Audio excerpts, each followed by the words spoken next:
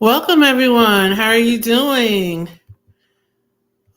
We're here for the second session of Contractors of Business Week, where we're discussing researching the government buyer. I'm your host, Luciana Turner, the founder of the LT&A Consulting Group. How are you doing? We're going to have the lighting better tomorrow. I promise. We're going to have everything better tomorrow. I'm just catching everybody up. So, we had session one this afternoon at 1 o'clock. Session two, we're talking about researching government buyers. Session three will be on time, 1 o'clock p.m. Eastern Standard Time tomorrow. And that brings us up to speed on Contracting and Business Week. So this week is dedicated to emerging government contractors, how you can get started, or even not just get started, how you can scale your government contracting business. So this afternoon, we talked about assessing your capabilities. Your company, your business, are you ready? What services are you going to sell to your government client? Now what we're talking about is researching your government buyer. We're going to take the information that we received or we gained from performing the assessment. Now we're going to look at the government buyer. Who purchases your services? Period. I said it in my book and I'm going to say it again. The government buys everything. However, the question becomes which agency purchases the services you offer more than others. The government in totality buys everything up to and including clown services. I know that sounds funny, but the government purchases clowns. Just think about it. The USL, they go entertain our troops, they take clowns. That's a government contract. So if you just so happen to be Manny the Clown and you want to entertain the troops, that's a government contract. So keep that in mind. You sell an energy drink, you sell a soft drink, you package food, you sell trauma services, you offer life coaches. These are all the services that the government purchases. However, certain agencies purchase those services more than others. So how do we find out which agencies purchase those services? Simple, your NAICS code. Your NAICS code is the key to determining which agency you should primarily, not solely, primarily conduct business with. Now, somebody's saying, Luciana, what is a NAICS code and why should I care? You actually should know your NAICS code and your SIC code, but most people know what a NAICS code, and that's your North Atlantic identifying code. That is the numerical number that the government uses to identify your services. Those numbers are tied to the RFP or the request for proposals. The request for proposals is the vehicle that the government uses to request services from contractors. It's just that simple. It's a numerical code that ties a contract to a request vehicle that you then respond to. Ensuring that you're mapping correctly from service to NAICS is important because it ties you directly into the correct agency. Once you're tied directly into the correct agency, then you can look up their purchasing requirements. How often do they purchase? What cycles do they purchase in? October 1st is the start of the government fiscal year. However, some agencies purchase more starting in November. Some agencies purchase more in January. Every agency has to spend all their money before the end of the fiscal year. So low hanging fruit season is your busiest time. Understanding the length of their contracts. Are they P card primarily? Do they love long contracts, your 3 to 5 year contracts? Or do they love the shorter burst of contracts? These are all important for one, developing your contracting plan, two, understanding how they purchase, understanding do they like small contractors. I'm going to say something that's not too popular. Some agencies do not like working with small businesses, but when you work with me, you're going to be able to overcome that hurdle. They don't like working with small businesses because small businesses tend to rely on certifications too much and do not have their back ends together. I'm going to say it again. Small businesses rely on their certifications too much and do not have their back ends together. I remember when I started my company, I'm also a government contractor. My first contract was with the Department of Transportation in a particular state. During the onboarding, the first thing the contract officer said is most of his small businesses cannot bill him. And it's actually against regulations for the contracting officer to tell you how to submit an invoice.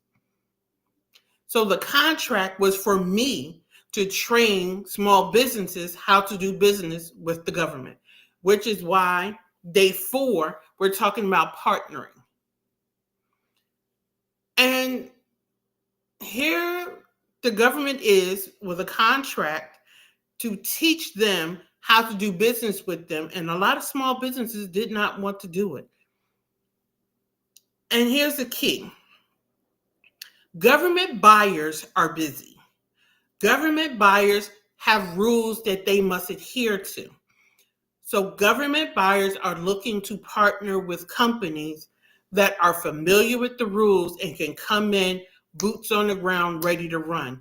You need to understand the pain point of the agencies you're working with. So being able to come in and tell that agency, to tell that buyer that you are ready to partner with them, come in strong, understand the rules, and you're able to solve their problem effectively and efficiently is a great start. But understanding the pain point means you understand the agency you're working with. And being able to turn that agency around from a no to small businesses to a yes means understanding that agency's purchasing cycle. It means understanding that agency's trepidations with working with small businesses.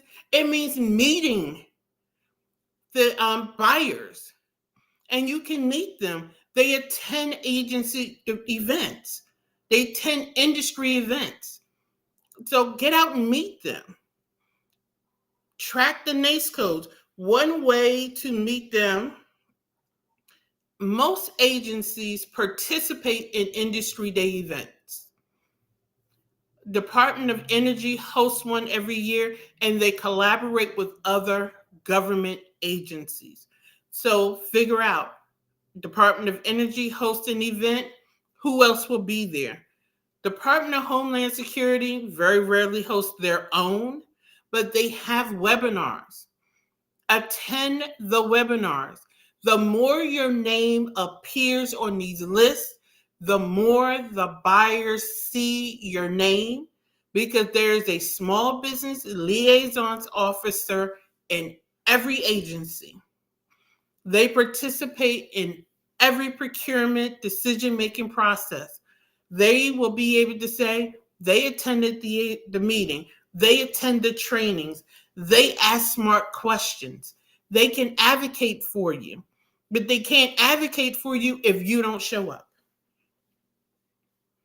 They can't advocate for you if you don't advocate for yourself.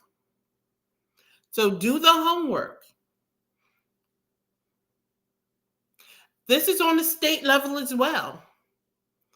Every government agency has a small business office. Every agency.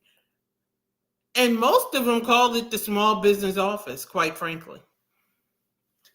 And it's within they call it the small business office. Now, there is a small business separate chamber and all that. But every agency has a small business liaisons officer that is there to help you. Now, here's the crux. They will not sit there and tell you how to set up your business. You have to have those things done. However, they can answer some questions for you, and I'm getting ready to give you some questions you can ask them. They can answer questions such as what their needs are. They can ask questions such as what are some of the troubles or some of the things they would like to see from their contracting partners. They can answer questions such as what problems are they currently having and what problems are top of mind to solve. They can answer those questions. They can answer questions before an RFP hit the street without having to answer them for everybody else. There are tricks to the trade to these things in that they won't be violating rules. You're welcome. So if anybody is watching this, and if you're watching the replay, you can drop your questions in and I will answer your questions on the next live. I may just drop it in the chat, but I will definitely answer the questions during the next time I'm live. So, researching the buyers and their needs. Understand which agency, I don't care what is going on with the government, certain agencies are what they call, and the word fell out of my head, they're the agency that will always be propped up and running no matter what. They will always get funded. They are a primary agency. They will always get funded. Their contracts always stay funded. You need to know that. That does not mean that those are the agencies you should go after, because those agencies may or may not buy your services. However, if you have a contracting plan, they are the agencies that you should mix into the mix. Very important. There are always industry days and networking events in the beginning of the government fiscal year and towards the middle of the fiscal year. So we are mid-January. Industry days event are coming out. Get out and meet with your government representatives. And I'm going to tell you this, and this is a tip, an early tip for when we're talking about power partnering. Meet the other contractors that you will be competing with, because they're also your partners. There are contracts you will run into that you cannot prime on, but you can become a sub on. How are you going to become a subcontractor to a company that you've never met? Why would they take you on as a sub if they've never met you? Go to the events. As I've told you before, I am a prime contractor. And guess what? I just bid on a contract with a company. We actually flipped roles because I was going to be the sub. I ended up priming and she ended up subbing because as we went through the contract, my skills, my experience weighed heavier than hers. So we flipped and I primed and she subbed. But that's because we had developed a relationship. That is because we trusted one another, and so therefore we were able to partner. But we couldn't have done it if we hadn't have met each other. Attend the events. That is what I'm telling you about, researching the government buyers and their needs. They host these events so that you can get to know them. They host the event so you can get to know the other contractors. It's a twofold, it's a win-win for them. Some government agencies from the scuttlebutt have been looking to replace some of these long-time primes. The problem with the bigger primes, and I've come from one of the top 10 government contractors, they have been in the game for a very long time, which makes them attractive. But they have been in the game for a very long time, which means they don't ever want to change how they do things. So what makes you unattractive as a small is that you don't necessarily have the capacity, which is the money, to take on some of these contracts, but you have the capability to pivot quicker than a lot of the big guys. When you work with me, we will develop ways to make your pivoting capabilities your strength and build your capacity so that you can bid on larger contracts. It's a win-win, and that's what we're talking about when we're researching your buyers and their needs. You have to understand that. So from lesson 1, we talked about looking at your corporate needs and what you do, building your capabilities. Are you ready? Once you're saying you're ready, you determine what services you're selling. We're talking about your government buyers. You're going to take your NAICS code. You're going to find out who buys your services. You're going to research them. You're going to do some homework. Research them, meet with the liaisons officer, and then we're going to hit the ground running. Now, as I introduced earlier, and I am offering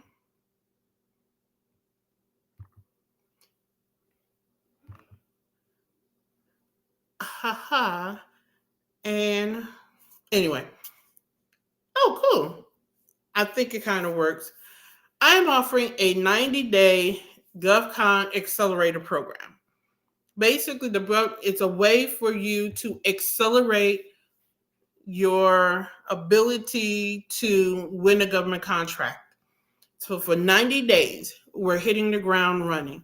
We're working on your bid rates. We're working on your contracting plan. We're working on your proposal process. Everybody is so quick to want to know how to write a proposal, but you don't even have a process. So you're kind of recreating the wheel every time you go to respond to an RFP. In GovCon 90, we're going to create the wheel run time so that you're constantly running. You're going to have a community of fellow people that are doing what you're doing so that you know who to partner with when it's time to partner. Trying to do government contracting alone is like throwing stuff at the wall and hoping it sticks. No, that's not what we do. We create a plan. We lay that plan out. We know the proper tools to pull out. We know when to call in the electrician, and we know when to lay the foundation. That is what we do, and they're all in that community. We create the templates and tools. Now, I do not believe in a standard template proposal, but I believe in standard responses. We will create all of those things in the GovCon 90. We have live trainings that drop, Q&A sessions, coaching sessions, and we create an actionable plan. Now, for all those who are ready to take action, GovCon 90 starts February 3rd. That is that Monday, for a program investment of $19.97 for the 90 days. For the people who pay in full, the fast action bonus, you get a strategy sprint session with me. 60 minutes, we're going to sit down one-on-one, and we're going to optimize your strategy for this government contracting year. We're going to bulletproof your strategy for this contracting year.